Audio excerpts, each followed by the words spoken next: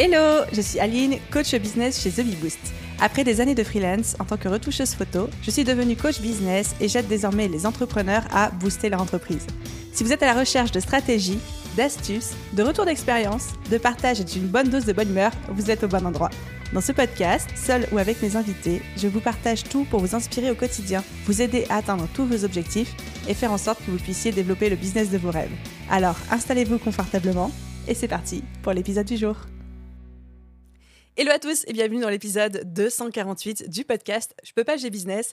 Comme toujours, vous connaissez la rengaine, je suis absolument ravie de vous retrouver. J'espère que vous allez bien et surtout qu'on va se retrouver aujourd'hui pour un second débrief dans la lignée d'un premier débrief puisque je vais vous partager les coulisses de la préparation de The Bee Show qui est mon séminaire annuel à destination des entrepreneurs. Alors, il y en a peut-être d'entre vous qui ont été là et qui vont vouloir découvrir les coulisses de ce qui s'est passé, peut-être se rendre compte de certaines choses dont vous n'aviez même pas conscience alors que vous étiez là le jour de l'événement. Peut-être qu'il y en a certains d'entre vous qui ne savent même pas c'est quoi The Bee Show qui vont découvrir. Peut-être qu'il y en a qui se souviennent que j'avais déjà fait un débrief parce qu'on est sur la seconde édition et la première édition en 2022 avait été rocambolesque.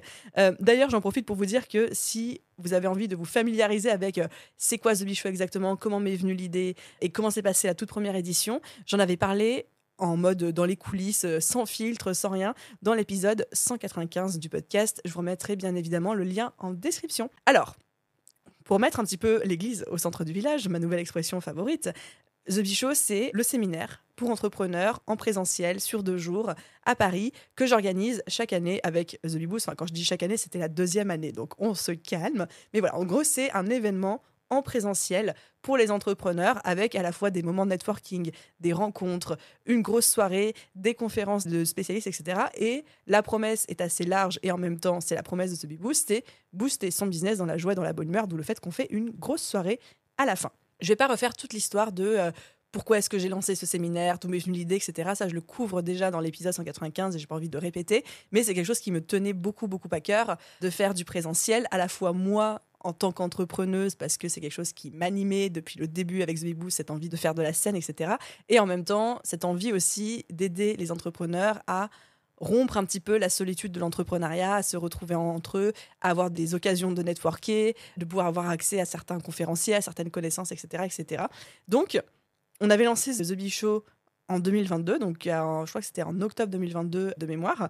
Et là, cette année, on a fait la seconde édition début novembre 2023, cette année. Donc, au moment où je vous enregistre ce débrief, ça fait pile poil une semaine que l'événement est terminé. On redescend un petit peu de notre nuage et on récupère aussi l'équipe et moi. Et il est temps pour moi de vous faire un débrief. Je trouve qu'une semaine de battement, c'est bien parce que moi, j'ai pu de mon côté récupérer en termes d'énergie, faire un petit peu le bilan. Et en même temps, c'est suffisamment frais dans ma tête pour pouvoir vraiment rentrer dans les détails. Donc, si vous avez envie de rentrer dans les coulisses d'un tel événement, vous êtes au bon endroit avec cet épisode.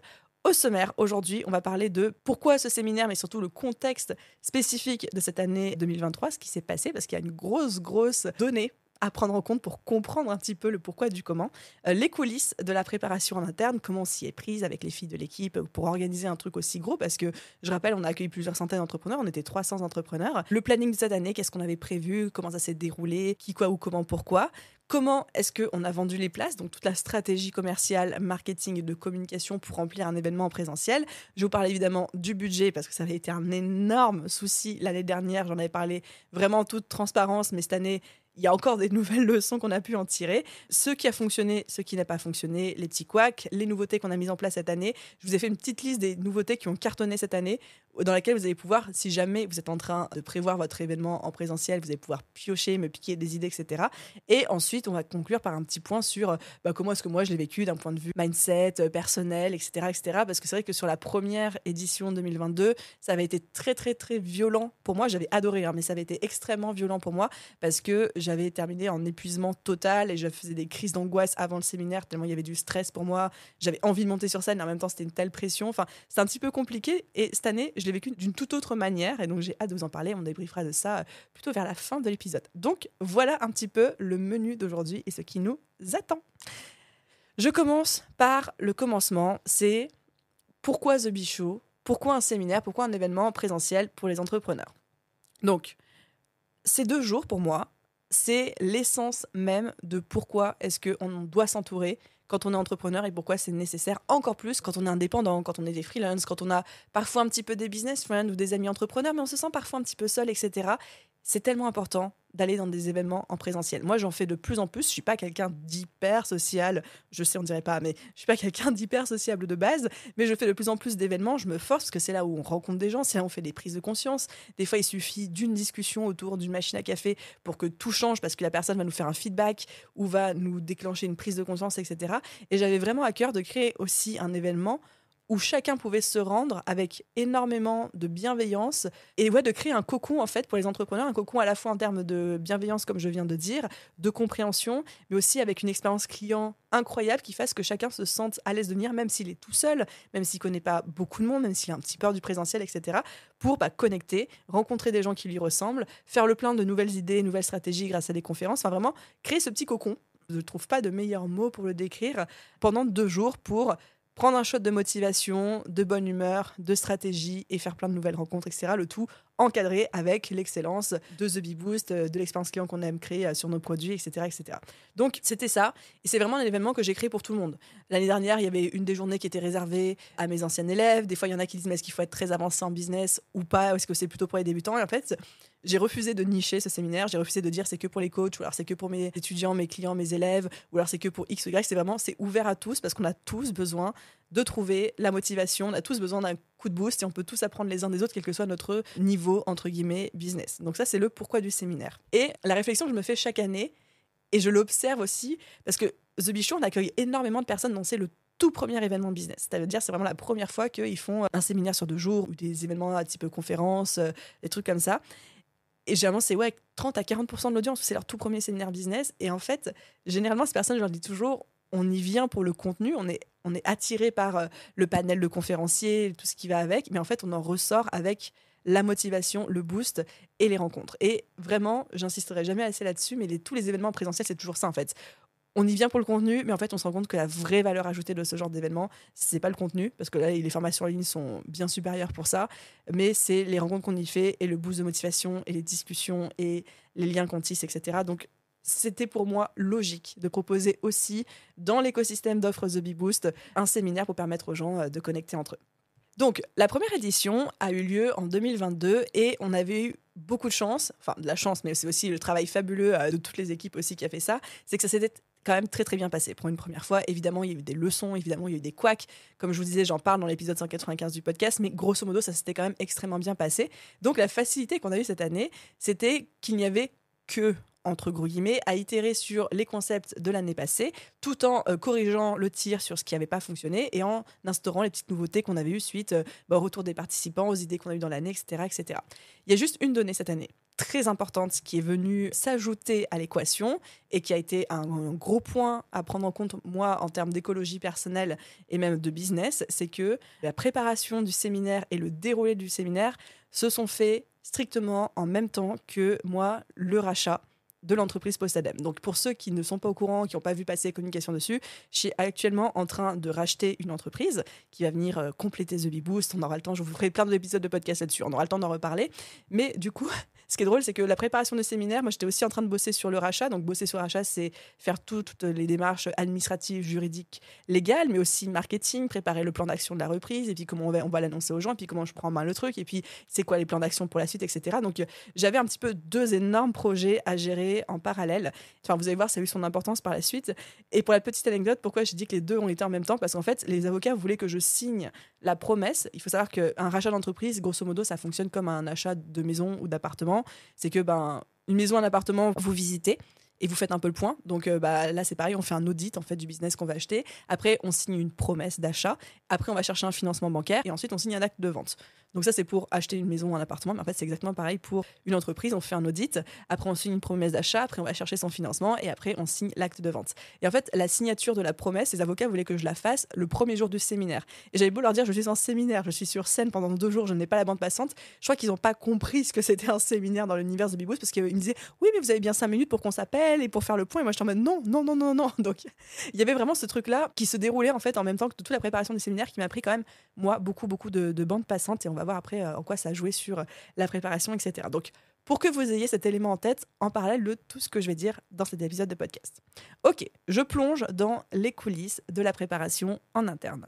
L'année passée, on avait fait un move incroyable et je n'envisagerais même pas de faire marche arrière, c'est qu'on a fait appel à une agence événementielle spécialisée dans l'organisation de séminaires d'entrepreneurs. Petite dédicace et petit clin d'œil à l'équipe de Madame Events que je vous recommande les fois 10 000. On a bossé avec elle, avec les filles de l'équipe sur le Bichot 2022. On a bossé avec elle sur le Bichot 2023. Moi, elles ont aussi organisé mon anniversaire à titre personnel, mes 30 ans, etc. Vraiment, équipe incroyable, équipe au top. Et si vraiment, à un moment, vous envisagez de faire un gros événement avec plusieurs centaines de personnes, ne vous posez même pas la question, embaucher une agence événementielle. C'est un métier à temps plein, ça prend énormément de temps et c'est un vrai métier aussi. On n'a pas forcément les compétences pour le faire, franchement, embaucher, ne serait-ce qu'avec les ristournes que ces personnes-là vont pouvoir vous obtenir auprès de leurs partenaires, etc., vous allez pouvoir rentabiliser en fait cet investissement. On a refait appel à la même agence tellement ça s'était bien passé la première année. Et moi, ce que j'ai fait, c'est qu'en interne de l'équipe The Bee Boost, c'est que je désignais une chef de projet spécialement pour le séminaire. Donc cette année, c'était Lou, qui est notre Customer Care Manager. Et Lou, en fait, était responsable des allers-retours entre moi et l'agence, où Lou faisait tous les 15 jours, pendant toute la préparation du séminaire, un point en visio avec l'agence pour voir ce qui avançait, là où il y avait besoin d'un retour de notre part, etc. Et c'est elle qui faisait un petit peu la gestion de projet, où du coup, moi, j'ai pu prendre un peu de recul et j'ai pas été dans l'opérationnel tout le long de la préparation de ce séminaire. Et ça, franchement, ça a été génial parce que ayant toute la reprise, le rachat de Postadem à gérer en parallèle, plus tout le quotidien du business, bien sûr, avec The Bee Boost, avec les clients, avec le contenu à gérer, à produire, etc. Ça m'a enlevé une énorme épine du pied de plus être la chef de projet du séminaire. D'ailleurs, même pour la petite histoire, il y a tellement de choses sur lesquelles j'ai pris du recul et j'ai fait une confiance aveugle à la fois à l'agence événementielle, mais aussi à Lou de mon équipe. C'est que, par exemple, en arrivant le jour J au séminaire, je savais qu'il y avait des stylos dans les tote bags, mais je ne savais même pas de quelle couleur étaient les stylos, ni comment ils étaient personnalisés, ni quel logo on avait mis dessus, ni à quoi ils ressemblaient. Enfin, je ne savais rien. C'est-à-dire que c'est même pas moi qui ai validé ce genre de choses. J'ai validé les grosses décisions, mais j'ai pas du tout validé les petits trucs. Et je dois avouer que avoir pris du recul sur ce genre de micro-détails, je pense que ça m'a libéré une charge mentale de malade. Et en fait, avec le recul, mon rôle à moi sur la préparation du Bichot 2023, c'est surtout d'avoir préparé le contenu. Donc en tant que maîtresse de conférence, les intros, les conclusions, les transitions, les introductions des conférenciers, etc. Mes propres conférences à moi. Mais j'ai quand même eu un rôle plus minime cette année dans tout ce qui est la gestion de projet opérationnel, à part signer les devis et aligner les dépenses, les chèques, les virements bancaires. C'est vraiment les équipes qui ont géré ça et elles ont ma gratitude infinie parce qu'elles ont géré ça d'une main de maître. D'ailleurs même, on en reparlera, mais il y avait une soirée à la fin du séminaire. Et cette soirée, j'avais donné carte blanche à l'agence événementielle. Je leur avais dit, je veux une soirée de ouf et je veux que la thématique, ce soit bal masqué. Et je ne veux rien savoir d'autre. Vous gérez tout, à partir du moment où ça rentre dans le budget. Et ça a été génial parce que déjà, je me suis enlevé ça en termes de charge mentale. Je me suis enlevé, c'est pas une épine dans le pied, mais pour moi, c'était plus logique non seulement d'avoir la surprise parce que c'était fun, de leur donner carte blanche, elles adorent ça. Et c'est leur zone de génie. Et 3, moi, du coup, j'ai ça de moi à penser en termes de est-ce qu'on veut de la barbe à papa ou des pop-corn, quel type d'animation est-ce qu'on fait, est-ce qu'on met en place, et la décoration de la salle, etc. Enfin, tout ça, j'ai rien géré parce que j'ai donné carte blanche à l'agence. Donc, des fois, et ça, je pense que c'est une de mes plus grosses prises de conscience, c'est que le lâcher-prise et la délégation que j'ai mis en place pour cette édition du Bichot, moi, m'a sauvé la vie, clairement, par rapport à la première édition. Mais ça n'a été possible que parce que c'est des gens en qui j'avais une entière confiance. Je connaissais leur professionnalisme. C'était pas du tout la première fois qu'on bossait ensemble. Donc voilà, quand vous avez des éléments aussi puissants en fait dans vos équipes ou des prestataires avec qui vous travaillez, vous êtes trop content en fait de ce qu'ils font, n'hésitez pas à leur donner de plus en plus de responsabilités et carte blanche parce que des fois ils vont mettre en place des choses auxquelles vous n'auriez vous même pas pensé et qui vont aller bien au-delà de vous, vos idées, et c'est génial quoi. C'est là que la magie opère. Voilà un peu comment c'est préparé en interne, agence événementielle d'à côté, Lou qui était l'interlocuteur entre l'agence événementielle et moi qui faisait des points tous les 15 jours en fait pendant la préparation, et puis après sur les dernières semaines c'était toutes les semaines on faisait un point en mode voilà qu'est-ce qu'il y a. Moi j'étais pas présente à tous les calls, il y a plein de calls qui se sont faits sans moi, je devais transmettre moi mes envies, par exemple le planning, etc. Donc voilà pour les coulisses de la préparation en interne. Ensuite, petit récapitulatif de c'était quoi le déroulé de ces 2 jours de séminaire, parce qu'après quand je vais vous parler des nouveautés, de ce qui a fonctionné, pas fonctionné, il faut que vous ayez un petit peu en tête comment ça s'est passé. L'année dernière, on était sur 3 jours. La première journée était réservée aux étudiants de la BSB Academy. C'était une journée qu'on leur offrait avec une soirée, etc. Et ensuite, on enchaînait sur les 2 jours de séminaire. Puis je vous avais dit à quel point, dans mon débrief, ça avait été une bêtise, pour rester poli sur ce podcast, d'avoir une soirée très dense et très intense dès le premier soir avant d'enchaîner sur 2 jours de séminaire. Je ne sais toujours pas ce qui m'est passé par la tête, mais Par contre, la soirée avait vraiment été un succès. J'avais adoré l'ambiance, de voir les gens connectés entre eux dans un cadre un peu moins formel, un peu plus personnel, etc. Donc j'ai dit, je veux avoir un séminaire avec une soirée. Donc là, le séminaire avait lieu un vendredi et un samedi. Et le samedi soir, il y avait une fameuse soirée dont le thème que j'avais envie de fixer depuis toujours, c'était bal masqué, donc une soirée bal masqué. Et on a fait exprès de faire le séminaire un vendredi et un samedi pour que les gens aient le temps de faire la fête le samedi soir, puis de rentrer tranquillement chez eux le dimanche, etc. Parce qu'on s'était dit, si on fait le séminaire un samedi et un dimanche, si la soirée se termine tard le dimanche, le lundi en plus c'était le retour des vacances scolaires, il y a la reprise pour certains et j'avais trop peur que les gens ne puissent pas profiter à fond de la soirée ou certains ne puissent même pas venir du tout parce qu'il fallait rentrer chez eux. Donc on avait décalé un petit peu les jours pour faire ça un vendredi et un samedi. Donc sur les 2 journées, vendredi, samedi, il y avait à chaque fois 3 conférences, 2 le matin, 1 l'après-midi, une grosse activité networking l'après-midi et un petit déj le matin, des pauses café, un buffet traiteur le midi, etc. Puis le samedi soir, évidemment, la grosse soirée. Donc ça, c'était le planning de base parce que, évidemment, vous allez voir, tout ne s'est pas passé comme prévu. Mais j'y reviendrai plus tard. Comment est-ce qu'on a vendu les places ? Une fois que le planning a été fixé, il a fallu faire la stratégie marketing, la communication, etc. Il faut savoir une chose, c'est que on ne vend pas des places pour un événement en présentiel comme on vend des places pour une formation en ligne, pour un workshop ou quoi que ce soit. C'est beaucoup plus... en tout cas, moi, je trouve ça beaucoup plus compliqué, beaucoup plus dur à vendre. Et surtout, c'est pas les mêmes codes. Il y a la théorie de ce qu'on devrait faire, puis il y a la pratique de ce que j'ai choisi de faire. Et vous allez voir que du coup, ça s'est ressenti aussi par rapport aux ventes, par rapport au budget que ça représentait, etc., etc. Il faut savoir que pour vendre des places à un événement en présentiel, quand on cherche à vendre beaucoup, donc là je ne parle pas d'un événement où sur une communauté de plusieurs milliers ou dizaines de milliers de personnes, vous ouvrez genre 50 places, où il y a un effet un petit peu de FOMO, de peur de manquer l'occasion, qui fait que les gens se ruent dessus. Là je parle vraiment d'un événement où vous avez 400, 500, 600 places à vendre, donc il faut que ça remplisse. Généralement, ce qu'on fait, c'est qu'il y a plein de systèmes de vente, comme par exemple ouvrir et fermer régulièrement les ventes, commencer à vendre au moins 6 mois avant l'événement, avoir des places VIP, des places pas VIP, proposer des upsells, donc des ventes supplémentaires, etc. Enfin, il y a plein de petites techniques de vente pour vendre un événement en présentiel, un prix aussi de place qui augmente, en fait, qui est progressif. Enfin, il y a un petit peu tout ça. Sauf que le truc, c'est que moi, avec The Bee Show, j'ai un peu une tête brûlée, mais je ne me reconnais pas en fait dans ces stratégies de vente. Déjà, je ne peux pas vendre les places plus de 6 mois à l'avance parce que j'ai même pas commencé encore à organiser l'événement parce que je suis autre chose. J'ai pas mes conférenciers, j'ai rien. Le système de fermer, ouvrir, fermer, ouvrir, fermer, ouvrir les ventes pour créer un peu de la peur, ça me correspond pas. Le fait de proposer des places en VIP pour ceux qui veulent absolument être au premier rang avec des privilèges en plus, c'est pas trop mon mood non plus. Moi, j'aime bien dire que tout le monde est logé à la même enseigne et puis ceux qui ont envie de s'asseoir devant, ils arriveront un petit peu plus tôt et puis ils feront la queue, mais j'avais pas envie de faire payer pour être au premier rang. Enfin, en fait, tout ça, ça me correspond pas trop. Donc, j'ai mis un petit peu tout ça sous le tapis et je me dis, ok, c'est pas grave, je vais pas utiliser les stratégies qui fonctionnent, je vais pas utiliser les codes, mais je vais faire quelque chose qui me ressemble. Et certes, on va pas se mentir, le fait de faire quelque chose qui me ressemble a fait que je pense ça s'est moins vendu que si j'avais vraiment suivi les codes. Mais je me sens 1000 fois plus alignée avec moi-même, donc rien que pour ça, pas de regret. Donc, comment on a fait pour vendre les places du séminaire ? Déjà, on a ouvert en tout premier lieu, en avant-première, 3 mois avant l'événement, pour nos étudiants de la BSB Academy avec un tarif spécial. Ça me tient toujours à cœur. Les personnes qui ont investi le plus chez moi, chez The Bee Boost, chez les produits, qui ont investi 1 500, 2 000 euros dans nos programmes de formation, c'est normal pour moi de leur proposer un petit geste. Donc là, il y avait 100 euros de réduction sur leur place. Et ils avaient aussi l'accès en avant-première pendant, je crois, 10 jours avant l'ouverture des places à tout le monde, en mode, voilà, vous avez la réduction et vous avez les premières places en mode, premier arrivé, premier servi.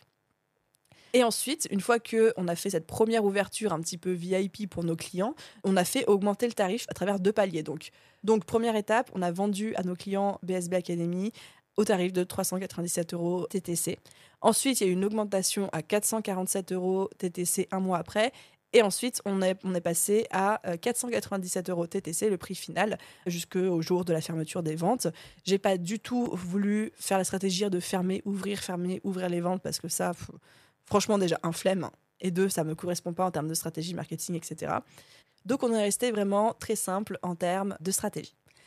Ensuite, il y a une petite nouveauté qu'on a mis en place cette année par rapport à l'année dernière, c'est qu'on a fait un concours en story sur Instagram pour relayer un petit peu l'événement où, je crois que c'était à mi-chemin des ventes ou quelque chose comme ça, on a envoyé un email à tous ceux qui étaient déjà inscrits au séminaire en disant on vous propose de repartager en story. On avait mis à leur disposition un template, mais les gens pouvaient faire ça sous le format qu'ils voulaient. Repartager en story le fait que vous venez au Bichot. C'était sur 48 heures. Et nous, on va tirer au hasard une personne qui aura repartagé en story. Cette personne, elle gagne 1 heure de coaching offerte avec moi. Et le but de cette stratégie, c'était de relayer un maximum l'événement pour qu'il y ait une communication organique qui se fasse dessus, au-delà de ce que nous, on faisait déjà par email, sur TikTok, sur Instagram, etc. Ça a assez bien marché. On a vraiment vu un petit pic de vente pendant les 48 heures du concours et même les 2-3 jours qui ont suivi. Donc, stratégie que je vous recommande vraiment, qui coûte pas grand-chose et en plus qui marche assez bien parce que on est sur de la recommandation de gens qui sont déjà inscrits, donc ils vont en parler avec leurs mots. C'est pas moi qui suis en train de faire ma petite publicité, etc.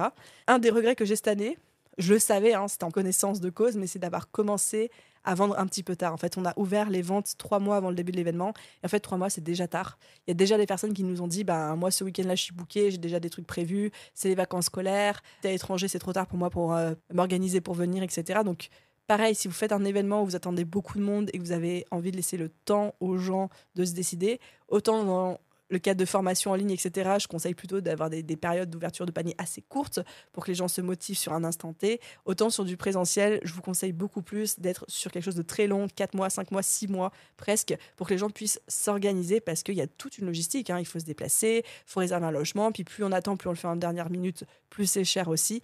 Donc voilà, un de mes petits regrets. Regret sans être un regret, parce que là, je le savais, mais logistiquement parlant, je ne pouvais pas commencer à vendre parce que le séminaire n'existait pas, j'avais rien à indiquer sur la page de vente, j'avais pas de conférencier, j'avais rien.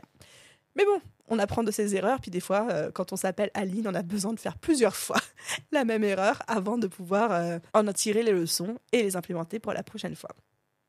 En termes de stratégie de communication, on était vraiment sur quelque chose de très classique, beaucoup d'emailing. Moi, c'est le canal de vente le plus efficace au sein de The Bee Boost, celui qui convertit le mieux. On en a parlé sur Insta en fil rouge aussi, pas mal. Sur TikTok, alors sur TikTok, je suis pas sûre qu'il y ait énormément eu de résultats en termes de vente directe. On le sait, TikTok n'est pas un réseau social où on arrive à vendre, les gens sont vraiment là pour le gratuit, mais on comptait plutôt sur l'effet de notoriété, de visibilité et de répétition. Le fait de répéter une info que les gens auraient pu voir sur Instagram ou par mail et de la répéter sur TikTok en mode ah oui c'est vrai il y a ça, c'est vrai il y a ce séminaire. Moi c'est là où en fait je compte sur TikTok. Il y a eu un petit fail d'ailleurs en stratégie de communication et je m'en suis rendu compte qu'une fois que le séminaire était passé, c'est que j'avais préenregistré une publicité aussi pour passer en pré-roll sur le podcast, donc automatiquement en début de chaque épisode de podcast, et je l'avais programmé à l'avance, donc j'avais programmé via le système de monétisation avec une date de début, une date de fin qui correspondait aux dates d'ouverture de panier. Et en fait je me suis rendu compte après, mais ça c'était mon erreur, je n'ai pas été allée checker, qu'en fait la publicité n'avait jamais été diffusée. Je ne sais pas pourquoi, la programmation n'a pas fonctionné, il y a eu un bug de mise en ligne. Et du coup, toute la partie promotion du Bichot sur le podcast n'a pas fonctionné. Là, mon erreur, ça a été de ne pas être allé checker 1 ou 2 jours après le début supposé de la diffusion de cette publicité. Donc pareil, si à un moment vous faites des pubs sur quelque chose ou par quelque moyen que ce soit, contrôlez toujours que ça fonctionne. Je le sais, je le sais. Mais voilà, là, ça a été la petite chose qui était passée en soum-soum, quoi. Ensuite, parlons un petit peu budget de cet événement, qui est un sujet, je sais, à la fois spicy, à la fois touchy. En même temps, vous me connaissez, vous savez à quel point j'aime être transparente avec vous et vous dire vraiment ce qui se passe. Le budget, ça avait été la bête noire du séminaire de l'année dernière. C'est quelque chose que j'avais très très très mal vécu. J'en parle beaucoup dans l'épisode, je vais pas refaire tout le laïus là-dessus. Mais grosso modo, ce qui s'était passé l'année dernière, c'est que j'avais mal géré le budget. J'avais pas été vraiment au courant de ce qui se passait et je m'étais retrouvée quelques jours avant l'événement à découvrir qu'on dépassait le budget de plus de 80 000 euros. Donc, on était à 88 000 euros de trous dans la trésorerie. Là où moi, je pensais qu'on allait être dans un événement, ce qu'on appelle un événement flat, c'est-à-dire que les places financent l'événement sans qu'il y ait de bénéfices pour nous forcément, mais où je perdais pas d'argent. Et là, l'année dernière, j'ai découvert quelques jours avant le séminaire que je perdais 88 000 euros et ça m'avait mis dans un état émotionnel pas possible parce qu'il y avait eu une sensation d'échec en tant que gestionnaire, en tant que dirigeante, une sensation de trahison, de beaucoup de culpabilité aussi, de peur pour la suite de l'entreprise. Et en fait, c'est marrant parce que cette année, on est aussi sur un énorme trou dans la trésorerie. Alors, un petit peu plus faible, on n'est que entre gros guillemets, sur 70 000 euros de perte. On a eu un revenu de 110 000 euros, on a vendu pour 110 000 euros de place, je parle en TTC là, et on a dépensé un budget TTC de 185 000 euros. Donc en fait, on a un trou dans la trésor que de 70 000 euros à peu près. J'arrondis les chiffres bien évidemment, VS 88 000 euros l'année dernière, sauf que je ne l'ai pas du tout vécu de la même manière, parce que cette année c'était contrôlé, je le savais, Et c'était prévu dans le prévisionnel. Donc on savait qu'on allait perdre de l'argent, mais on savait sur quoi est-ce qu'on allait aussi se retourner sur le bilan financier de l'année, etc. Donc l'idée, c'est pas de vous mettre des chiffres dans la tête en vous disant vous allez forcément être perdant, etc. Les leçons à retirer pour vous, c'est que un event en présentiel, c'est très très très compliqué d'être rentable, voire même c'est quasiment impossible. À minima, vous pouvez espérer être sur une opération zéro, une opération flat, c'est-à-dire que vos revenus couvrent vos dépenses. Ça, c'est l'objectif de tout le monde. Mais jamais, jamais, jamais, on arrive à être rentable sur un événement, quand en tout cas on veut faire un événement d'une certaine qualité. Généralement, les gens sont rentables parce qu'à la fin du séminaire, ils proposent une offre commerciale. Soit ils sont en train de lancer un nouveau produit, soit ils proposent une réduction, etc. Et c'est comme ça en fait qu'ils récupèrent des bénéfices et qu'ils couvrent leurs dépenses sur leur événement présentiel. Sauf que moi, avec The Bee Boost, je ne fais pas ça pour plein de raisons. La raison de l'année dernière, c'est parce que je n'avais pas eu le temps de créer une offre. Et la raison de cette année, c'est parce que j'avais décidé d'annoncer avec Charlotte le rachat de Postadem à la fin du séminaire. Et je ne voulais pas vendre quelque chose ou pitcher quelque chose en plus. Je voulais juste partager cette nouvelle. Donc, dans ma tête, je savais en fait que j'allais être perdante et c'était OK et c'était prévu dans le prévisionnel. Et ce qui est très rigolo, c'est de regarder la différence d'interprétation et la différence d'expérience que j'ai pu faire sur un événement qui est le même, mais où il n'y a rien à voir. C'est-à-dire que l'année dernière, je me suis mise dans des états pas possibles, ça m'a généré des crises d'angoisse, des attaques de panique, des choses comme ça. Et là, cette année, j'étais en mode non, c'est OK, il n'y a pas de souci, etc. On a aussi réfléchi cette année à réduire ce trou dans la trésorerie, de dire qu'est-ce qu'on peut supprimer pour être pas rentable, mais perdre un minimum d'argent, peut-être perdre 20 ou 30 000 euros et pas 70 000. Et le truc, c'est qu'en fait, pour réduire ça, on aurait dû réduire l'expérience client, on aurait dû soit retirer la soirée, parce qu'en fait, clairement, ce qui coûte hyper cher, c'est la soirée, c'est les horaires de nuit de tout le staff, c'est l'alcool, c'est le DJ, c'est la location du lieu, etc. Et le deuxième poste qu'on aurait pu réduire pour retomber sur nos pattes, c'est le traiteur et donc la qualité de la nourriture. Et pour moi, c'était deux impondérables, deux non négociables de l'événement qui ont fait que c'était un succès. Donc il était hors de question pour moi ni de faire des concessions sur la nourriture, je voulais vraiment que les gens mangent bien et qu'ils soient contents, etc. Et il était hors de question pour moi de ne pas avoir de soirée parce que bon, un séminaire The Bee Show sans soirée, ce n'est plus possible aujourd'hui et vraiment je le regrette pas. On va dire que c'était anticipé et c'était pas désiré, mais c'était OK d'avoir ce trou dans la trésorerie et du coup je l'ai beaucoup mieux vécu d'un point de vue mindset et je me suis dit, ouais, c'est marrant ce changement de perspective entre l'année dernière et cette année. D'ailleurs, j'ai fait un petit calcul.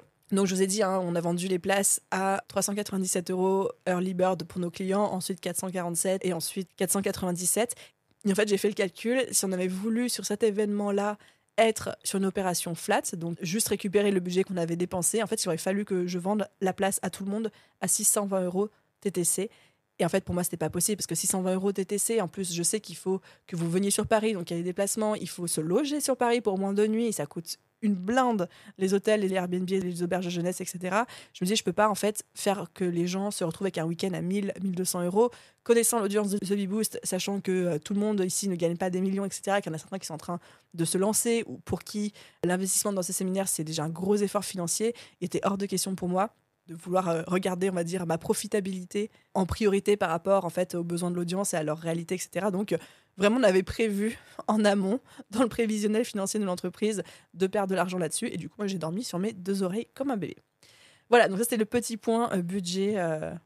Le petit point budget. Je ne vais pas redire ce que je viens de vous dire. Passons maintenant un petit peu à ce qui a fonctionné cette année, qui a cartonné au sein du séminaire et les nouveautés qu'on a mises en place. Qui a fonctionné, c'est grand 1, tout délégué à une agence événementielle. Mais ça, je l'ai déjà dit et je le redirai plein de fois, c'est le meilleur move, le meilleur investissement que vous pouvez faire quand vous faites de l'événementiel. On a l'impression que ça représente un gros poste de dépense, mais comme je vous le disais, ne serait-ce qu'avec les réductions que l'agence événementielle va obtenir auprès de ses collaborateurs, les prestataires, etc. Rien que ça, vous allez rentabiliser votre investissement. Et je ne parle même pas du temps que vous allez gagner, la charge mentale que vous allez gagner, etc. Deuxième chose qui fonctionne très bien, qu'on avait déjà fait sur la première édition, qu'on a refait cette année, c'est qu'avec toutes les filles de l'équipe The Bee Boost, je les ai fait venir une journée plus tôt sur Paris. Et en fait, on a passé une journée entière ensemble dans un bureau que j'avais loué à refaire le pas à pas de tout le séminaire. C'est-à-dire qu'on a dit, OK, le premier jour à 9h, qui fait quoi, qui est où et de quoi on a besoin. Le premier jour à 9h15, qui fait quoi, qui est où et de quoi on a besoin. Et on a fait ça pour les 2 jours. Donc, parfois, c'est un petit peu rébarbatif, mais en fait, ça permet vraiment à tout le monde de poser ses questions, ça permet à tout le monde d'accorder les violons et de faire ça réunis autour d'une table. Vraiment, pour moi, ça n'a pas de prix et ça assure une énorme cohésion d'équipe le jour J, parce que quand on arrive le jour du séminaire, même si tout le monde a participé à la préparation, au projet, en amont, etc., le fait qu'on ait pris le temps de tout remettre à plat et de tout retimer ensemble autour d'une table, chacun sait ce qu'elle doit faire à un moment T, et vraiment il y a une fluidité incroyable en termes de fonctionnement, et du coup ça se ressent en termes d'expérience client. Donc même si ça génère des frais en plus par rapport au séminaire, parce qu'il faut faire venir les personnes une journée en amont, donc ça veut dire une nuit d'hôtel supplémentaire pour tout le monde, etc. Je pense qu'en termes d'expérience vécue, de facilité, de fluidité, puis d'expérience client aussi, au final, il y a la question ne se pose même pas, quoi. Et pareil, ce qui a cartonné cette année, bon là c'est plus du ressenti personnel, mais c'est l'ambiance qu'il y a eu dans ce séminaire pendant ces 2 jours a été incroyable. Enfin, je veux dire, je me suis régalée dans les jours qui ont suivi à lire vos posts LinkedIn, vos posts sur Instagram, etc. Moi, j'ai vécu ma meilleure vie avec vous pendant 2 jours. C'était oufissime. C'était juste incroyable. Et je pense que ce qui a beaucoup contribué à ça, c'est une séquence d'onboarding qu'on avait travaillé et envoyé par email en amont. C'est l'expérience client le jour J. Encore une fois, sur un séminaire, pour la plupart d'entre nous, on est français, on aime bien manger. Et je trouve que sur un événement en présentiel, si la nourriture n'est pas bonne, même si les conférences sont géniales, même si le contenu est extraordinaire, etc., si la nourriture n'est pas bonne ou si elle est insuffisante ou s'il n'y en a juste pas, les gens, ils vont retenir ça. On se refait pas. Et ça, c'est quelque chose que j'ai appris de mes études de ciné, c'est qu'on me disait toujours, si la table de la régie n'est pas... Donc la table de la régie, c'est la table où il y a toutes les friandises, les grignotages, etc. Si on disait, si la table de la régie n'est pas de qualité, les prestataires et les intermittents du spectacle vont faire un mauvais travail. Ça, c'est une des premières règles qu'on apprend en école de ciné. Et ça s'est vérifié. Et en fait, c'est pareil dans les événements en présentiel. Si la qualité de la nourriture du traiteur n'est pas à la hauteur, les gens vont parler que de ça et ils vont retenir que ça. Et des fois, il vaut mieux ne rien proposer du tout que de proposer un truc un peu bof où on n'est pas certain des quantités ou des choses comme ça. Et d'ailleurs, pendant 2 jours, moi, dès que je parlais avec des gens ou dès qu'on se disait bonjour, et comme ça, je posais 2 questions. C'est est-ce que tu passes un bon séminaire et est-ce que tu as bien mangé? Et généralement, quand tout le monde me répondait oui, j'étais contente. Donc, ça, c'est un petit peu cartonné par rapport à l'ambiance du séminaire, cette petite anecdote sur la bouffe. Mais en fait, c'est pas si anecdotique que ça, vraiment, vraiment. Bon, après, tout ce qui a fonctionné, c'était beaucoup des choses qu'on a répétées l'année dernière. Donc, j'ai pas envie de redire tout ce qui a été dit dans le premier épisode de podcast. Donc, je le rappelle, c'est l'épisode 195. Par contre, je peux vous parler des nouveautés. Des choses qu'on a mises en place cette année, qui étaient une itération sur tout ce qu'on avait mis en place l'année dernière et qui ont payé, en fait, qui se sont révélées des stratégies payantes. Premier changement, la première nouveauté que j'ai mis en place, c'est ma stratégie sur les conférenciers. Autant sur la première édition, j'ai vraiment demandé à des personnes que je connaissais de venir parler sur scène, des personnes avec qui j'avais un lien d'amitié ou en tout cas un lien professionnel, avec qui j'avais déjà échangé, soit j'avais enregistré des épisodes de podcast avec eux, soit ils faisaient partie de mon cercle d'amis, parce que comme c'était mon premier séminaire, je préférais avoir des personnes avec qui je me sentais en confiance, qui allaient pouvoir me soutenir dans mes efforts de promotion, etc., de faire ça, entre gros guillemets, en famille. Et là, cette année, vu que je me sentais beaucoup plus sûre de moi, je me suis dit, OK, cette année, j'ai envie qu'on vise des conférenciers professionnels, qu'on fasse appel à des personnes qui ont l'habitude d'emmener une foule, qui sachent les motiver, qui délivrent une valeur de ouf. Alors, je ne suis pas en train de dire que sur la première édition, il n'y avait pas de valeur, mais juste là, j'ai fait un step supplémentaire sur cette fois-ci je veux des conférenciers professionnels, et c'est comme ça qu'on s'est retrouvé à avoir Mickaël Aguilar qui est venu speaker sur scène, une Caroline Mignot qui est venue speaker sur scène, et les autres conférenciers, on a eu aussi Raphaël Torel que vous connaissez certainement, Romain Collignon, Geneviève Gauvin, enfin vraiment d'avoir un soin tout particulier, de faire venir des personnes qui non seulement ont une très très grande expertise dans ce qu'elles font, dans ce qu'elles proposent, mais aussi qui sachent faire de la scène, qui sachent prendre une foule par les tripes, qui sachent faire à la fois un mix de mindset et de contenu, et qui sachent... c'est des bêtes de scène en fait. Et ça, je trouve que ça a eu un impact énorme en termes de prise de conscience, en termes de valeur perçue, etc., de le fait d'avoir des conférenciers professionnels. Et encore une fois, j'en parlais beaucoup avec Mickaël Aguilar justement en coulisses, juste avant sa propre conférence. C'est un métier. Conférencier, c'est un métier. C'est un métier qui mélange un métier d'humoriste, un métier de stand-up, un métier de formateur. Enfin, c'est un métier d'être conférencier, de faire de la scène. Et ça s'est vu. Deuxième nouveauté qu'on a mise en place cette année, qui d'ailleurs nous avait été suggérée par certains participants de la première édition, pareil, qui a cartonné, qui était un vrai 20-80, c'est-à-dire quelque chose qui ne nous a pas demandé beaucoup d'efforts à mettre en place et qui a été vraiment plébiscité par les participants, c'est ce qu'on a appelé la salle de repos, la salle de silence. L'année dernière, on avait eu plusieurs personnes qui étaient venues nous voir en disant est-ce qu'il y a un endroit où je peux me mettre au calme parce qu'il y a beaucoup de monde, il y a beaucoup de bruit, ça résonne, il y a des lumières, etc. J'ai besoin de me poser un petit peu. Et c'est vrai que je sais que l'audience et les clients de Bipousse, des fois, c'est des personnes qui sont un peu introverties, qui ont juste besoin d'un espace au calme pour souffler, reprendre leurs esprits, se poser 5 minutes avant de retourner se mélanger à la foule, assister aux conférences, networker, etc. Et donc là, on avait prévu une petite salle avec des lumières tamisées, des fauteuils, des chaises, des canapés, etc., qui s'appelait la salle du silence. Donc il y avait interdiction de parler dans cette salle comme dans une bibliothèque. Et en fait, les gens qui avaient envie de se retrouver un petit peu seuls, de souffler un petit peu, de reprendre leurs esprits, de se couper un petit peu du brouhaha, etc., pouvaient aller à volonté dans cette salle pour se poser. Et ça, franchement, ça nous a demandé zéro effort à mettre en place. C'était juste un brief qu'on a donné à la salle, au lieu qui nous accueille. Et ça a été hyper, hyper bien accueilli. Donc, pareil, si c'est quelque chose que vous ne faites pas encore sur vos événements, et moi, j'aurais jamais pensé à mettre ça parce que je ne l'ai jamais vu sur aucun autre événement. Suggestion de l'audience de Beboost, et je vous suggère vraiment à tous de mettre ça en place, un petit endroit où les gens peuvent aller se poser, souffler et se couper un petit peu parfois de l'agitation en fait d'un événement comme ça. Une autre nouveauté qui a cartonné cette année, c'est évidemment la soirée thématique, donc la fameuse soirée bal masqué. Je suis quelqu'un qui adore faire la fête et pouvoir proposer ça aux participants, c'était vraiment génial déjà parce que ça a permis, après 2 jours de bottage de fesses, de prise de conscience, de sursollicitation en termes de stratégie, de focus, de concentration, etc., de pouvoir relâcher la pression, faire la fête tous ensemble, connecter avec les gens qu'on a rencontrés, mais sur un level un petit peu plus personnel, un petit peu plus rigolo, beaucoup moins formel. Ça a été une vraie réussite. D'ailleurs, même pour la petite histoire, j'ai repartagé ça en story, mais ça m'a fait beaucoup rire. C'est que moi, je n'arrêtais pas de charrier les participants pendant les 2 jours. Quand j'étais sur scène, je leur disais oui, quand on sera à la soirée, on fera une chenille géante. Oui, on dansera la Macarena. Et les gens rigolaient dans le public et me disaient bah non, on va pas faire la chenille, c'est la honte et tout. Qu'est-ce qui s'est pas passé à 21h au début de la soirée? J'arrive et je me retrouve avec une chenille géante de 300 entrepreneurs qui prenaient toute la salle et tous les couloirs. Je n'en dirai pas plus, mais c'était extrêmement drôle. Donc ouais, cette soirée, non seulement j'ai trouvé extraordinaire. J'adore voir les gens connectés à d'autres niveaux que juste networker et essayer de trouver sa prochaine opportunité business, mais vraiment créer des liens. Et ça se fait aussi, excusez-moi, mais grâce à l'alcool, grâce aux soirées, grâce au fait de rigoler ensemble, etc. Et puis c'est surtout, pour moi, c'est à l'image de The Bee Boost. On fait du sérieux sans se prendre au sérieux. On est dans l'excellence tout en proposant des moments incroyables comme ça qu'on ne retrouve pas forcément partout ailleurs. Autre nouveauté qui a particulièrement cartonné cette année aussi, c'est qu'on avait créé un espace Notion pour les participants qui faisait un petit peu le avant, pendant, après séminaire.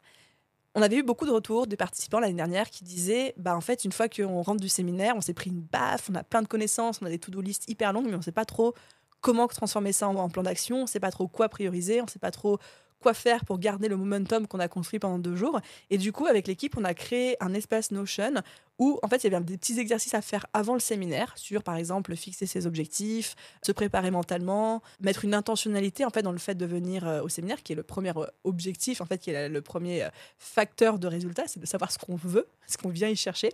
Il y avait une partie pendant où les gens pouvaient prendre des notes sur chacune des conférences, préparer leurs questions pour les conférenciers, faire un petit check des gens qu'ils rencontraient, etc., etc. Et il y avait aussi une partie après où, grâce à des questions guidées, des exercices, ils pouvaient mettre en place leur plan d'action et savoir exactement quoi faire par la suite pour garder le momentum, l'énergie, le coup de boost qu'ils ont reçu pendant 2 jours, et 2, comment est-ce que j'implémente ça concrètement dans mon business. Donc ce Notion a été très très très bien reçu, et pareil, c'est pas quelque chose qui nous a demandé énormément d'efforts à créer. Dans l'équipe, en termes de répartition de travail, je me suis occupée du contenu du Notion, donc ça m'a pris 1h30, 2 heures je crois, et ensuite l'équipe The Bee Boost s'est chargée de mettre en page ce contenu, ça a dû prendre une demi-journée, donc vraiment, on est sur un petit investissement en termes de temps pour un gros retour en termes de satisfaction et d'expérience client. Donc voilà sur les grosses nouveautés qu'on a mises en place cette année. Encore une fois, si je vous fais toute cette petite liste, c'est évidemment pour que vous me piquiez ces idées, si quelque chose vous parle, si vous vous dites « Ah ouais, moi aussi, je vais faire un petit guide avant, pendant, après le séminaire. Ah oui, moi aussi, je vais faire une salle de repos. Moi aussi, je veux finalement faire venir des conférenciers qui ont l'habitude de faire de la scène et pas que des formateurs qui sont très bons en contenu, mais qui parfois ne savent pas vraiment maîtriser une présence avec une foule à embarquer. » Enfin, piquez-moi les idées que vous souhaitez qui vous inspirent le plus. Et du coup, il va falloir quand même aussi parler de ce qui n'a pas fonctionné. Parce qu'il y a plein de choses qui n'ont pas fonctionné, forcément. Déjà, il y a toujours des bugs, mais encore plus quand on fait du présentiel. Il faut savoir, pour la petite histoire, que je crois qu'on s'est porté l'œil. Je crois qu'on s'est porté la chkoumoune avec l'équipe parce que 3 jours avant le séminaire, on se regardait avec les filles, et tout particulièrement avec l'autre de l'équipe, et on se disait... Franchement, on a tout fait. Tout était prêt. 3 jours avant le séminaire, tout était prêt. Mais on se dit, mais qu'est-ce qu'on a pu oublier? C'est pas normal que tout soit prêt 3 jours avant. Nous, on a trop l'habitude de travailler un peu en last minute, etc. Donc, on était en mode, c'est un peu beaucoup trop calme, quoi, pour ceux qui ont la ref. Et vraiment, on se regardait comme ça, puis on a refait 10 fois le tour du suivi de projet qu'on avait sur ClickUp. On avait checké 10 fois qu'on avait bien tout fait, mais tout était prêt 3 jours avant. Et vraiment, on était en mode, on a géré, quoi. On a juste géré. On n'aurait jamais dû dire ça.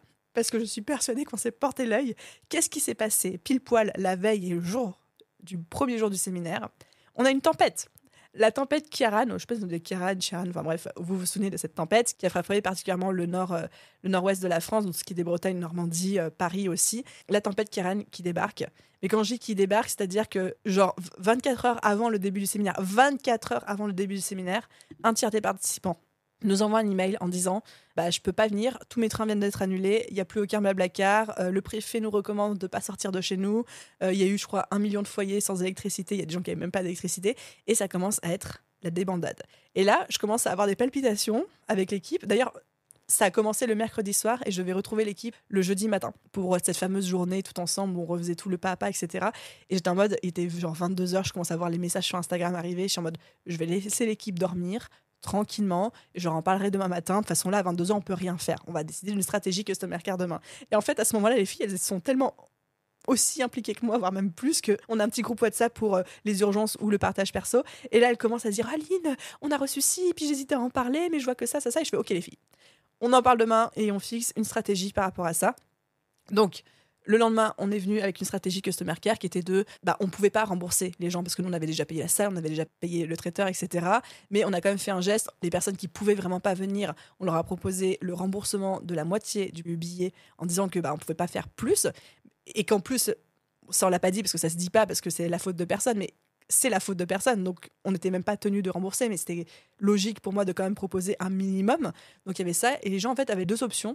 Soit d'être remboursés de la moitié du prix de leur billet, soit de garder la totalité de leur billet, puis du coup d'accéder uniquement au replay, mais de pouvoir choisir 2 formations au choix dans le catalogue de formation The Bee Boost. Et on leur expliquait bien qu'en choisissant cette option, nous, ils nous enlevaient un peu une épine du pied en termes financiers, parce que comme vous l'avez compris, on était déjà suffisamment perdants financièrement sur l'événement. Si en plus il fallait rembourser la moitié du billet d'un tiers des participants, ça allait être compliqué. Donc après, voilà, chacun fait son choix en fonction de sa situation financière, de sa compréhension, etc. Mais on a vraiment offert ces 2 options aux gens en expliquant pourquoi, comment, etc. Ça a été plutôt très, très, très bien reçu. Mais vraiment, ce qui m'a énormément épaté, c'est qu'au final, on n'a pas tant remboursé de gens que ça, parce que les gens ont trouvé des moyens de venir, quoi. On a des personnes qui m'envoyaient des messages qui me disaient « Oui, j'ai pris un Blablacar, et puis je monte à Lille, puis à Lille, j'ai un train qui descend à Paris. » Enfin, les gens ont fait des détours pas possibles pour être là le jour du séminaire, et c'était à la fois touchant, flatteur, impressionnant, mais de se dire les gens se sont motivés à venir, quoi. Et au final, on n'a pas eu tant d'absents que ça. On a eu même très, très, très peu d'absents, donc ça, j'étais assez impressionnée par ça. Mais parce qu'évidemment, ce n'était pas que ça, le gros couac. Je crois que le plus gros couac qui m'a généré le plus de stress, c'est que ma chère Geneviève Gauvin, qui est la première conférencière qui était censée ouvrir le bal avec la toute première conférence à 9h30 le premier jour, elle ne pouvait pas décoller de Montréal. À cause de la tempête, elle ne pouvait pas décoller de Montréal. Et elle ne pouvait pas atterrir en France pour être à l'heure pour sa conférence. Et ça, on l'a su 24 heures avant. Et donc, 24 heures avant, je me suis dit, OK, j'ai pas de conférencière pour le matin. Parce qu'en termes de planning, il y avait elle qui passait. Ensuite, c'était moi avec ma conférence sur l'organisation et la productivité. Puis l'après-midi, c'était Michael Aguilar. Et je me suis dit, OK, c'est quoi le plan B? C'est pas grave, c'est pas la faute de personne. La pauvre Geneviève, elle me faisait des vocaux sur WhatsApp, elle essayait de se débrouiller comme elle pouvait, d'essayer de trouver un avion pour Washington et après pour la France, mais il n'y avait rien à faire. Tempête égale tempête, elle ne pouvait pas. Du coup, je me dis, OK, c'est quoi le plan B? Très simple. Le plan B, c'est que j'appelle tous les conférenciers qui doivent passer le samedi, dont je sais qu'ils sont en France, qui sont pour certains en région parisienne, etc. Et je leur demande s'ils veulent bien switcher de créneau avec Geneviève et faire leur conférence le vendredi matin, que Geneviève récupère leur créneau le samedi. Sauf que évidemment, le plan B ne fonctionne pas, personne n'était dispo, les gens avaient déjà d'autres obligations, etc. Et donc je me suis dit, OK, c'est quoi le plan C? Là, je commence à avoir un peu des palpitations. Je me dis, bon, d'accord, mon séminaire est dans moins de 24 heures, parce que là, quand je faisais tous ces appels et le plan B, etc., on était déjà jeudi matin, hein, et puis jeudi fin de matinée, et le séminaire commence vendredi matin, à 9h. Et du coup, là, je me dis, OK, c'est quoi le plan C? Je me dis, le plan C, c'est si j'ai pas de conférencier, c'est que je fasse une conférence à la place de celle de Geneviève. C'est-à-dire que j'enchaîne, moi, Aline, 2 conférences le jeudi matin, en faisant un petit storytelling, c'est-à-dire en expliquant ce qui s'est passé, en expliquant le petit changement de programme. Et là, je me suis dit, l'avantage de cette méthode, c'est que non seulement moi, je peux assurer, parce que du coup, je fais mes 2 conférences, j'anime la matinée toute seule, ça va être un peu stretch, ça va être beaucoup d'énergie, mais je me sens capable de le faire. Mais au final, les gens s'en tirent avec encore plus de valeur, puisqu'au final, si moi je rajoute une conférence, puis que j'arrive à caler Geneviève le samedi, les gens vont avoir le droit à 7 conférences au lieu des 6 initialement prévues. Donc c'est une solution qui à la fois satisfait tout le monde, mais en plus qui crée encore plus de valeur ajoutée en termes d'expérience client pour les participants du séminaire. Et quand je me suis rendu compte de ça, je me suis dit, ok, c'est ça la bonne solution. Une solution qui est un plan C qui crée plus de valeur pour les clients tout en résolvant le problème. Je me dis, ok, c'est ça, on y va.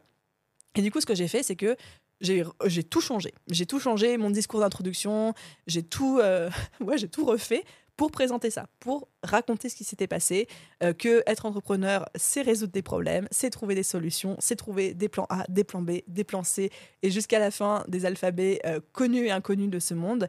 Et je leur ai dit, voilà ce qui s'est passé. On n'a pas Geneviève ce matin, mais elle sera là demain, et je vous propose à la place de faire, moi, Aline, une conférence en plus. Et j'ai même poussé un petit peu le jeu jusqu'à demander aux gens de voter pour quelle conférence ils voulaient. J'avais sélectionné 2 conférences que j'avais créées pour d'autres séminaires ou d'autres événements auxquels j'avais participé en tant que conférencière cette année 2023. J'en avais pris 2 où je savais que ça pouvait être super pertinent et super complémentaire en fait pour les participants en fonction des autres sujets abordés par les autres conférenciers. Et je leur ai fait voter. Je leur ai dit, est-ce que vous préférez la conférence A ou la conférence B? Chacun a voté, c'était la conférence A. Et du coup, le matin, j'ai fait ma petite introduction. J'ai expliqué ce qui s'était passé en mettant en avant le côté on est là pour résoudre des problèmes, trouver des solutions. J'ai donné ma première conférence, on a fait une pause. J'ai donné ma deuxième conférence. Et après, le planning s'est enchaîné. Le samedi, du coup, on avait 4 conférences au lieu de 3. Le samedi était un tout petit peu plus ric-rac en termes de planning, mais ça s'est quand même très, très, très bien passé. Et j'ai envie de dire, tout a été géré d'une main de maître. Et je fais une spéciale dédicace à mon équipe qui a accueilli ça avec un calme et qui a pu gérer ça d'une main de maître. Et au final, j'ai l'impression qu'on s'est retrouvé avec un séminaire encore mieux à cause de la tempête, mais encore mieux. Donc ça a été, je pense, le plus gros couac. Et en vrai, c'est un couac parce que c'est une tempête et parce qu'il se passe plein de trucs et qu'on est obligé de revoir tout le planning du séminaire 24 heures avant. Mais moi, je le ressens même pas comme un couac aujourd'hui. J'ai plutôt l'impression que ça a été une bénédiction parce que ça m'a permis de faire un truc dont je me sentais pas capable, c'est-à-dire animer 2 conférences de suite. Et j'ai l'impression que finalement, ça a débouché sur un séminaire qui avait encore plus de valeur ajoutée pour les participants. Donc pas vraiment de regret au final. Ensuite, il y a eu évidemment plein d'autres petits couacs. Pour vous en citer quelques-uns, mais c'est des couacs, je pense, qui ne se sont même pas ressentis ou vus, ou alors très très peu du côté participant. C'est plus des couacs chez nous en interne parce que on connaissait le truc, c'est des petits couacs avec la régie où parfois la musique ne partait pas au moment prévu, où il y a eu un moment où l'ingénieur son a oublié de couper mon micro, moi Aline, alors que j'étais dans les backstage. En fait, j'étais en train de parler avec Geneviève et que tout le monde entendait ma voix dans la salle alors que c'était Romain Collignon qui était sur scène à ce moment-là. Donc ça, c'était des micro-couacs logistiques qui sont pas vraiment très très graves. D'ailleurs, un autre petit couac qui, je pense qu'en fait, le couac était tellement visible, tellement gros, que les gens ont cru que c'était fait exprès, alors que pas du tout. Si vous êtes participant, je vous invite à regarder le tote bag que vous avez reçu. Le tote bag que vous avez reçu, il y a un tote bag Je peux pas chez Business. Et en fait, vous allez voir que c'est pas les couleurs du logo habituel. Normalement, le logo Je peux pas chez Business, tel qu'il est sur petite miniature de ce podcast, c'est un fond bleu avec des écritures en corail, pêche et en beige. Et en fait, c'est ça qu'il aurait dû avoir sur les tote bags. Mais si vous regardez aujourd'hui les tote bags Je peux pas chez Business qui ont été distribués pendant ce séminaire-là, vous avez vu qu'il y a du bleu marine et du rose. Et en fait, chez Arrivé, on a regardé les tote bags, on s'est dit, mais ils sortent d'où le bleu? On a regardé les impressions, on a regardé les bons à tirer de l'imprimeur, il n'y avait pas de bleu. Il n'y a jamais eu de bleu. Mais on a un magnifique bleu flashy sur la moitié de la calligraphie du Je peux pas chez Business, je ne sais pas d'où il sort. Bon, pour la petite histoire, ils se sont excusés, ils nous ont remboursé les tote bags, etc. Mais c'était drôle parce qu'en fait, je ne sais pas comment ça a été possible qu'un beige sorte bleu vif, genre bleu roi, quoi. Bon, ça, c'était très drôle. Et en fait, sur le moment, ça m'a même pas atteint parce que je me dis, bon, bah, c'est fait, hein. On s'en est rendu compte la veille au soir en arrivant, en déballant les tote bags, en préparant les goodies, etc. Vous pouvez pas tout refaire dans la nuit, hein, c'était pas possible.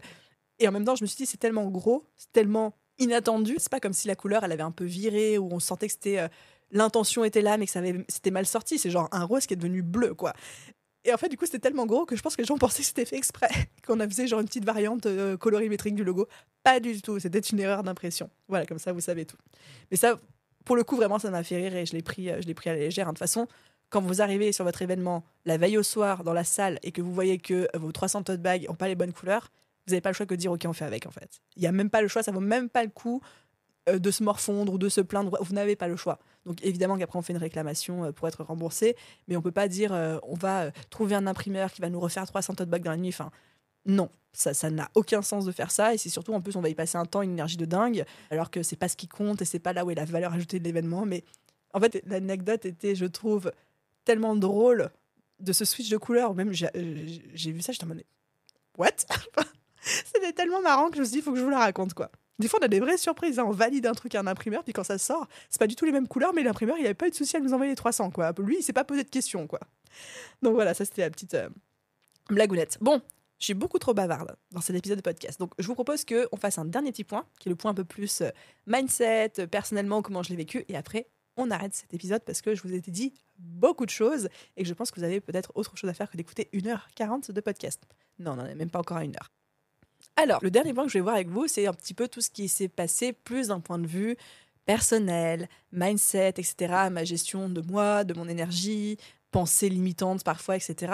Sachant que pour rappel, sur la toute première édition du séminaire, donc en octobre 2022, ça avait été très très très compliqué pour moi, à la fois en termes de stress, peur, panique que j'avais eu. Enfin, je pense que une semaine avant le séminaire, je ne dormais plus.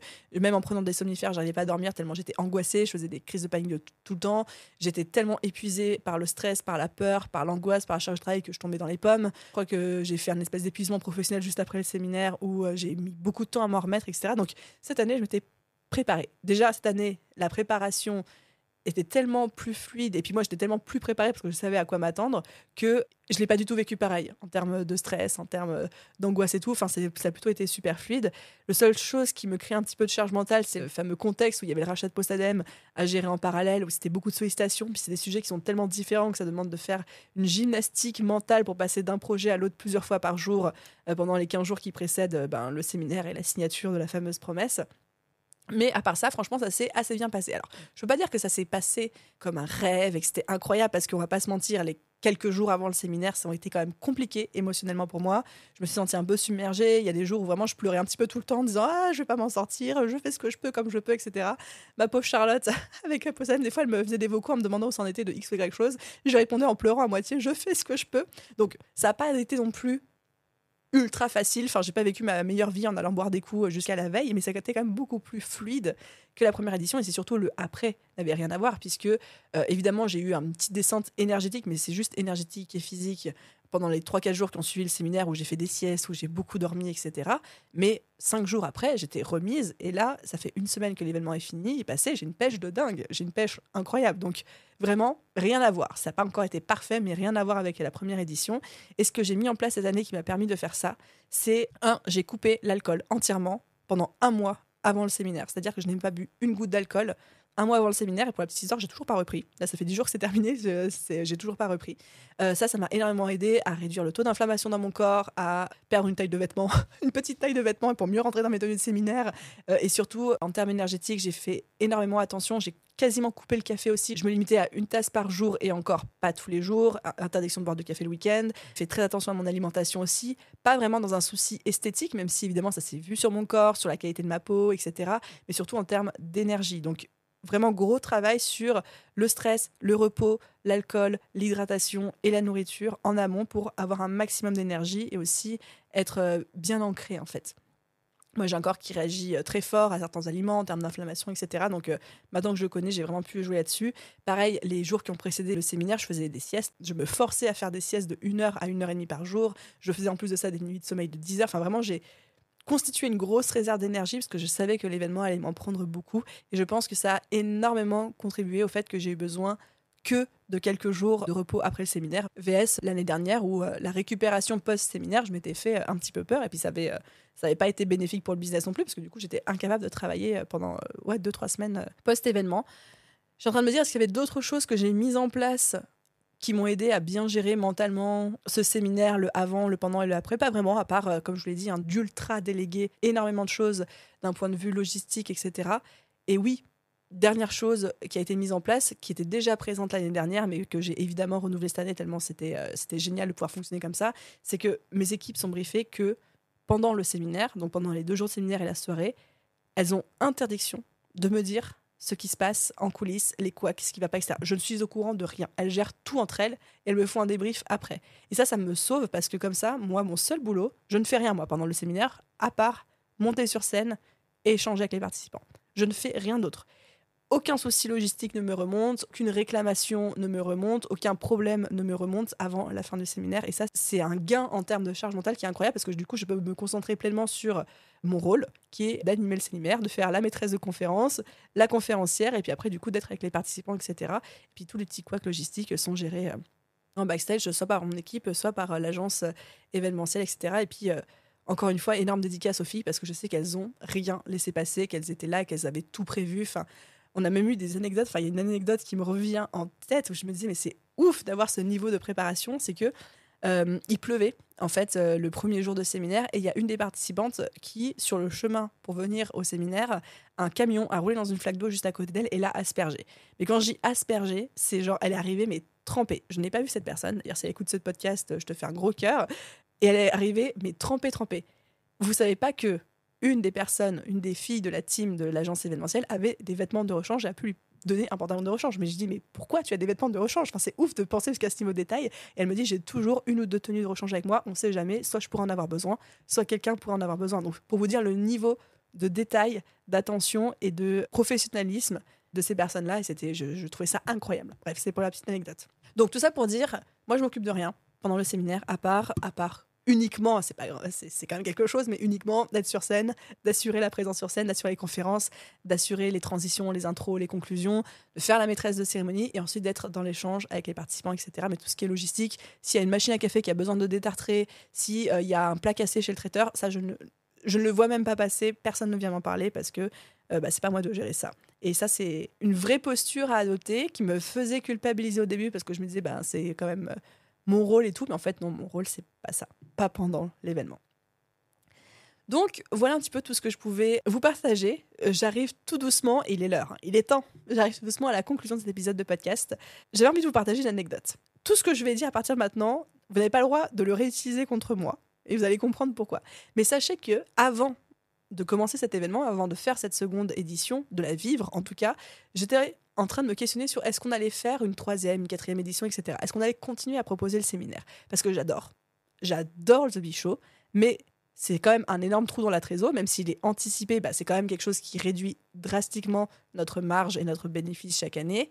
Et c'est tellement de préparation, d'énergie, de charge mentale pour moi, pour l'équipe, etc. Puis même moi, physiquement, ça me laisse des traces, j'ai besoin de me préparer pour ça, j'ai besoin de récupérer après, etc. Que je me dis, dans un contexte où je commence à racheter une autre entreprise, où je vais avoir 2 entreprises à gérer, avec déjà des lancements à faire, des choses comme ça, est-ce que vraiment, en termes business, ça reste intéressant de proposer ce séminaire, sachant qu'on perd de l'argent et que ça nous prend énormément de temps, de bande passante, d'énergie, etc. Et je disais à l'équipe, bon les filles, c'est pas sûr qu'on fasse une édition 2024, donc profitez bien de cette édition 2023. On sait pas, peut-être qu'on fera une fois sur 2 après, etc., etc. Les filles, elles n'étaient pas contentes. Elles n'étaient pas contentes, elles comprenaient, mais elles n'étaient pas vraiment contentes de cette décision. Mais je leur disais, voilà, c'est pas sûr qu'on continue à faire le séminaire. Et en fait, très honnêtement, vos retours ont été tellement incroyables. L'expérience qu'on a vécue pendant ces 2 jours a été tellement incroyable que là, je suis plutôt en train de changer d'avis et de dire, bon, c'est la galère, on perd vachement de fric chaque année, mais autant le récupérer quelque part d'autre, parce que c'est trop bien et j'ai quand même envie de le faire chaque année. Donc là, si vous me demandez là maintenant tout de suite, je suis dans une volonté de vouloir continuer ce séminaire, de refaire une édition 2024, 2025, 2026, etc. C'est pour ça que je vous dis, ne retournez pas ça contre moi, parce que c'est pas impossible que, en faisant le prévisionnel de l'année 2024, je me rende compte que finalement, c'est vraiment pas businessment intéressant et même recommandé pour le développement du business. Je ne sais pas ce qui peut advenir de ce séminaire, mais j'ai vraiment envie, émotionnellement parlant, de le continuer, de continuer à le faire avec vous, vos retours. C'est pour ça que vos retours sont importants, parce que c'est ça en fait qui motive. Quand on perd de l'argent sur un truc comme ça, je sais que vous payez vos places pour cet événement et je sais que ça coûte cher, mais nous on perd encore plus d'argent que vous, et en fait on le fait juste pour le kiff d'être avec vous, pour le kiff d'offrir cette expérience, pour le kiff de vivre ça ensemble, pour le kiff d'avoir des Michael Aguilar sur scène, des choses comme ça. Et donc en fait, quand j'ai de mon côté vos retours, je vois vos posts LinkedIn, je vois les messages que vous m'envoyez sur Instagram, je vois les photos que vous m'envoyez, je vois tous les feedbacks que vous faites en me disant ça a changé ça m'a aidé à prendre conscience de telle chose, j'ai fait telle transition dans mon business, ça m'a aidé à avoir tel résultat. En fait, moi, c'est là en fait où je vois la rentabilité de cet événement et où je me dis finalement les 70 000 € de trous dans la trésor, ils sont OK parce qu'ils ont permis ça, quoi. Donc voilà, ça c'est le petit moment un peu plus instant guimauve. Et comme ça, vous êtes vraiment dans ma tête, dans les coulisses. Donc, ma décision n'est pas encore prise. Je précise, ma décision n'est pas encore prise et fixée pour l'année prochaine. Mais là, je penche plutôt pour un « Ok, c'est pas grave, on va continuer. Puis c'est pas grave si on perd beaucoup d'argent. » Voilà, les amis.